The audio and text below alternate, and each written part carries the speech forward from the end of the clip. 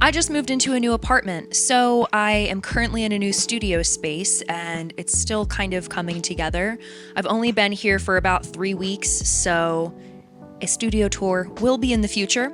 But today I feel really compelled to share some new art stuff with you guys. I started working with color. Historically, I've done a lot of art that's just line work, and I'm mostly comfortable just working with micron pens, directly on paper, sometimes on wood panels.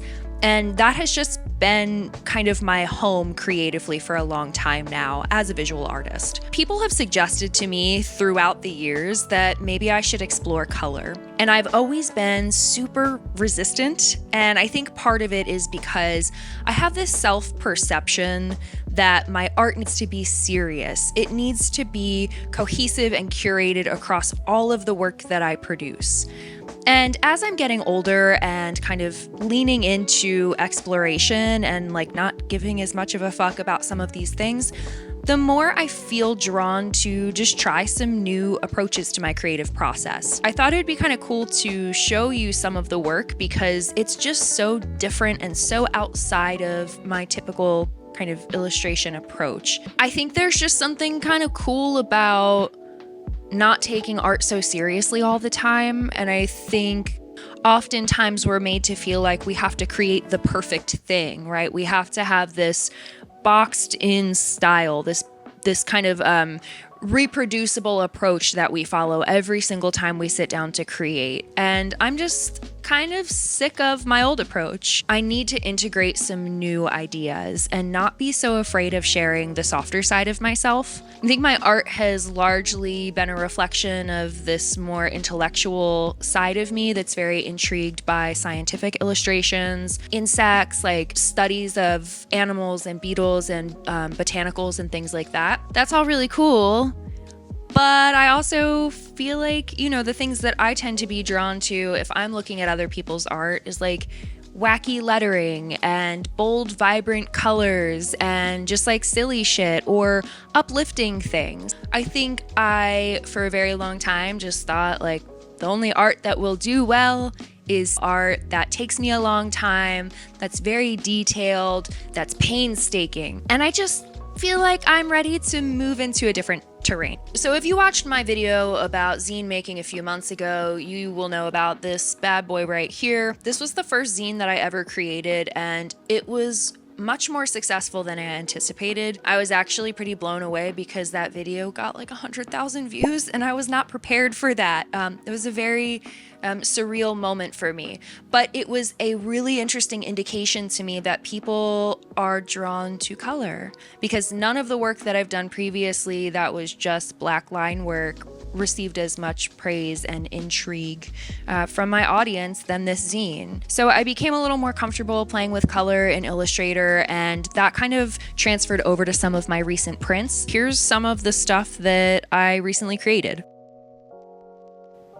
All of those prints were kind of the start of playing with color and just exploring color. And then I was like, I kind of want to take this a step further and create some work in Procreate start to finish, because all of those prints I just showed you were drawn on paper and then pulled into Illustrator and played with in there. I've had Procreate for a number of years. I've used it for some projects like logo projects and like commission work and stuff like that. But I've only really relied on the tool for very specific types of projects. I decided that I wanted to start playing with digital work again because I feel like it's so much more accessible. It's so much easier to make prints and stickers and tangible physical media, things that you can touch. And I just think that that's really cool. And it's also nice to just be able to like open up a file on Procreate and doodle for 10 minutes and then call it a day and know that I made something. One of the reasons I tended to like not use my tablet for drawing is because I really struggled with the texture of the pen on the screen. It just felt like slick and slippery. And I just kind of gave up because I was like, this isn't for me. And I didn't even think of looking for a solution to this problem, but I had recently watched a video from Chris Piasek. If you don't follow him, go subscribe to his channel because he is a wealth of knowledge and insight about design, art, illustration, all the things. And he had recommended getting textured screen protectors for the tablet because it helps get a little more pull with the pen. The pen pulls with the pen. And that has been a game changer. And now I actually quite enjoy using my tablet. So with that said, I do want to share some of these illustrations with you. They, again, are like quite different from the work that I've shared here thus far. So be nice.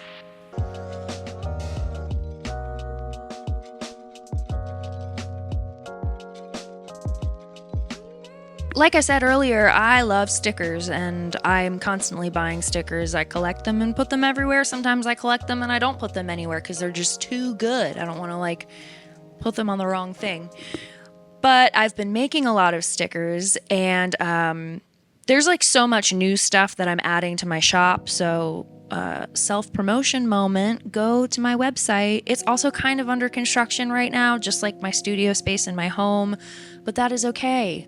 It says it's okay to rest. And what an important reminder, especially for us creative folks, because I feel like there's pressure to make stuff all day, every day, all the time, and to be perfect and to crank out work like a robot. But you are not a robot, you're not AI, you're a human, so take a nap. We've got this other sticker design that I made. It says, good things take time. So yeah, these newer pieces are nothing incredible. But it really speaks to this idea that the important part of creativity is to just sit down and make something. It doesn't have to be perfect. It doesn't have to be polished or highbrow or incredibly intricate to be impactful and meaningful. And for me, I've found the creative process to be really therapeutic because I feel more open. I don't feel so rigid. You know, I used to sit down with my wood panels and I would feel as though I had to spend all this time creating these in-depth concepts, trying to connect different organisms and plant matter and all of these like symbolic things to create this kind of like story or like spell or journey or something through one singular piece. That's absolutely important because that's part of my creative expression. But I also have just not given myself much space to play and explore because I've gotten so wrapped up in this idea of needing to produce perfect work. I don't know, I think if I can encourage you to do one thing, it's like, go create something for fun. Just go sit down and make a thing. In fact, I challenge you to go make something that is intentionally not polished to allow yourself to be human. I just wanted to share those today with you guys.